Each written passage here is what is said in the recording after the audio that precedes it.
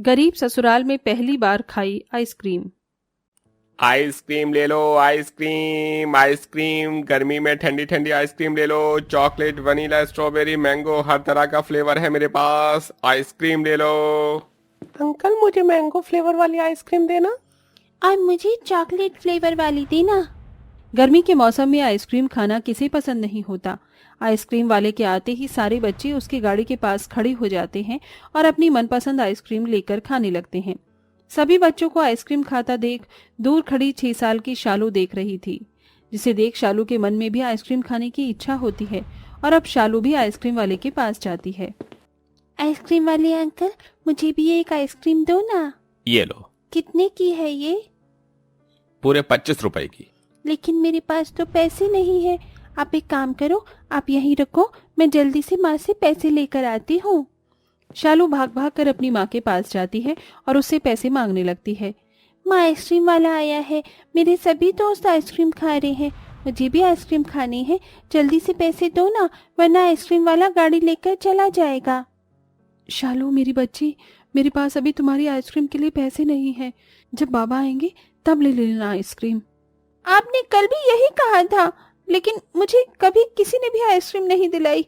माँ, मेरा बहुत मन कर रहा है, एक आइसक्रीम दिला दो ना, मैं भी खाकर देखना चाहती हूँ कि आइसक्रीम कैसी होती है, मैंने कभी नहीं खाई।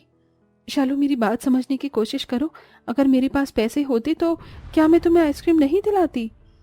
अपनी माँ शगुन की बात सुनकर शालू उदास हो जाती है और बाहर जाकर देखती है कि आइसक्रीम वाला जा रहा होता है, जिसे देख शालू की आंखों में आंसू आ जाते हैं। क्या हुआ शगुन, काफी उदास लग रही हो, सब ठीक है ना? आइसक्रीम वाला आया था, आसपास के सभी बच्चे आइसक्रीम लेकर खा रहे थे, सिर्फ हमारे शालू को छोड़कर। कितने बेबस माँ बाप हैं ना हम, कि अपनी इकलौती बेटी को आइसक्रीम जैसी छोटी चीज तक नहीं खिला सकते। क्या करें शगुन, कितनी भी कोशिश कर लूं लेकिन ये गरीबी खत्म ही नहीं होती। दिन भर कड़ी धूप में सड़कों पर झाड़ू लगाता हूँ, इतनी मेहनत के बाद भी दिन के 20 रुपए ही मिलते हैं। इतने में घर चलाऊं या अपनी बेटी के लिए आइसक्रीम लाऊं? अपनी गरीबी के चलते शगुन और चिराग आज तक शालू को आइसक्रीम नहीं खिला पाए थे और ना आज तक खुद खा पाए थे, जिनका उन्हें काफी दुख होता है। ये वनीला फ्लेवर की आइसक्रीम काफी टेस्टी है ना? मेरी तो स्ट्रॉबेरी फ्लेवर की आइसक्रीम भी बहुत टेस्टी है।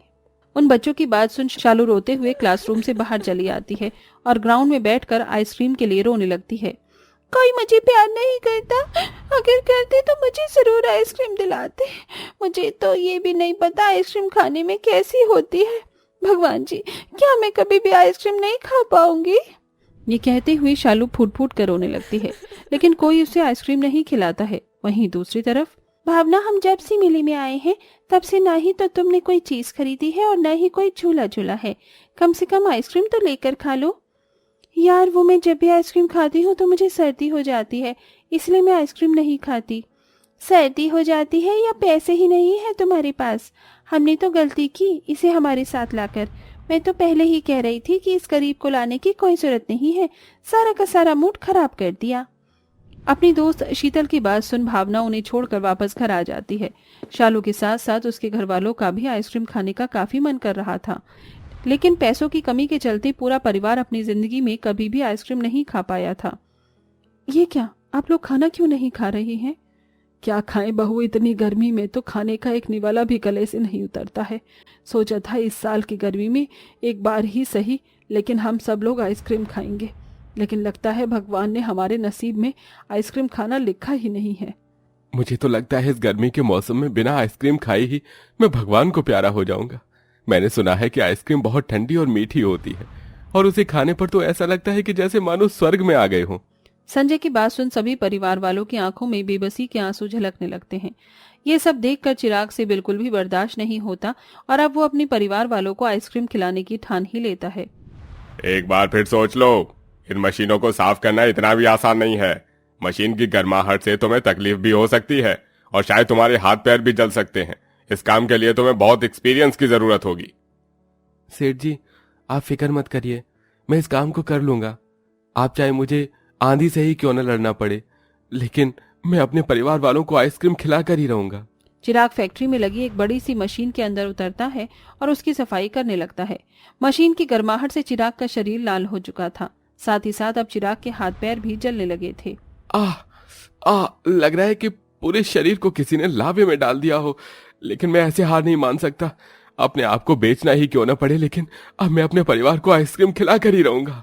चिराग एक हफ्ते तक उस मशीन की सफाई करता है, जिससे उसे काफी अच्छे पैसे मिलते हैं। और अब उन पैसों को लेकर चिराग आइसक्रीम की एक बड़ी सी स्टोर में जाता है। आपकी दुकान में जो सबसे अच्छी आइसक्रीम हो ना, वो आप मुझे दे दीजिए। आज मेरा परिवार पहली बार आइसक्रीम खाकर बहुत खुश हो जाएगा। चिराग आइसक्रीम स्टोर की तरह तरह की आइसक्रीम लेता है और खुशी खुशी घर जाने लगता है कि तभी चिराग एक आदमी को देखता है जो रोड पर इधर से उधर घूमते हुए फोन पर बात कर रहा था। कि तभी एक गाड़ी उस आदमी की तरफ तेजी से बढ़ रही होती है। फोन पर बात करने की वजह से उस आदमी का ध्यान गाड़ी पर नहीं जाता।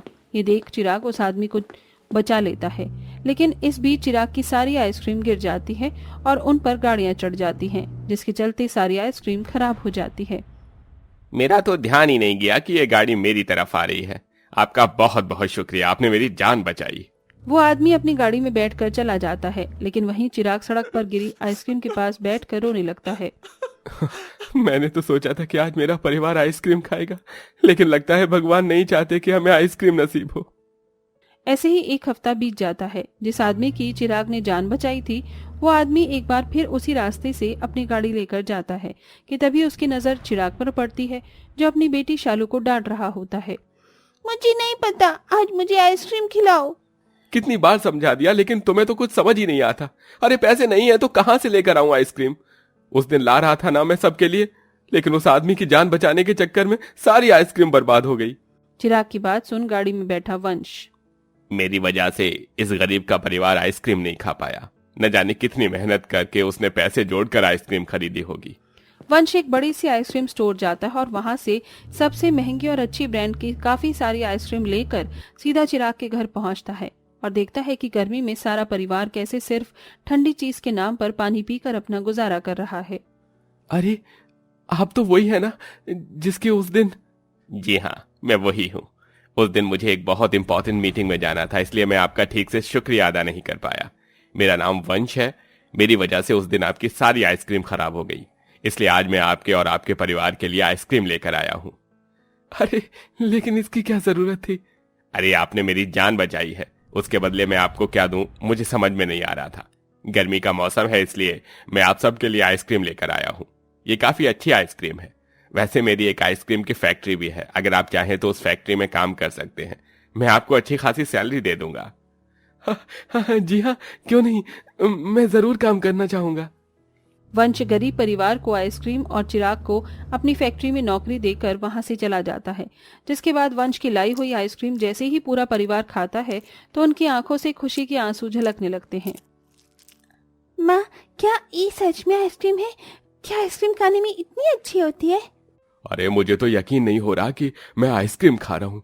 कितनी ठंडी ठंडी और मीठी मीठी होती है ये आइसक्रीम। ऐसा लग रहा है कि जैसे भगवान का अमृत हो इसके अंदर। सच में ये आइसक्रीम बहुत टेस्टी है।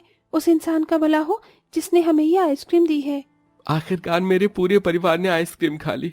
भगवान तेरा लाख लाख शुक्र है। आज मुझे यकीन हुआ कि तेरे घर देर है लेकिन अंधेर नहीं। सारा परिवार मिलकर तरह तरह की आइसक्रीम खाता है, जिसको खाकर उन्हें काफी सुकून मिलता है। मेरा आइसक्रीम खाकर ही पेट भर गया। मजा आ गया सच में आइसक्रीम खाकर। अपने सारे परिवार को इतना खुश देख चिराग बहुत खुश होता है। जिसके बाद अब चिराग वंश के आइसक्रीम की फैक्ट्री में आइसक्रीम बनाने का काम करता है और सिर्फ कुछ ही महीनों में चिराग काफी अच्छी आइसक्रीम बनाना सीख जाता है। और अब चिराग शगुन मिलकर आइसक्रीम की दुकान खोलते हैं, जिसमें वो गरीब बच्चों को मुफ्त में आइसक्रीम भी देते हैं। अंकल, आप बहुत अच्छे हो। पता है, सारी आइसक्रीम वाले अंकल हमें डांट कर भगा देते हैं और आइसक्रीम भी नहीं देते, लेकिन आप हमें फ्री में आइसक्रीम देते हो। इन बच्चों की दुआ और अपनी मेहनत से चिराग और शगुन सिर्फ कुछ ही महीनों में मिलकर अपनी एक आइसक्रीम की दुकान को 6 से 7 बड़ी बड़ी आइसक्रीम की दुकान में बदल देते हैं, जिससे अब उनके पूरे परिवार की फाइनेंशियल कंडीशन भी ठीक हो जाती है और अब पूरा परिवार कभी भी आइसक्रीम के लिए तरसता नहीं और इसके साथ वो आज भी गरीब बच्चों को मुफ्त में आइसक्रीम देते हैं।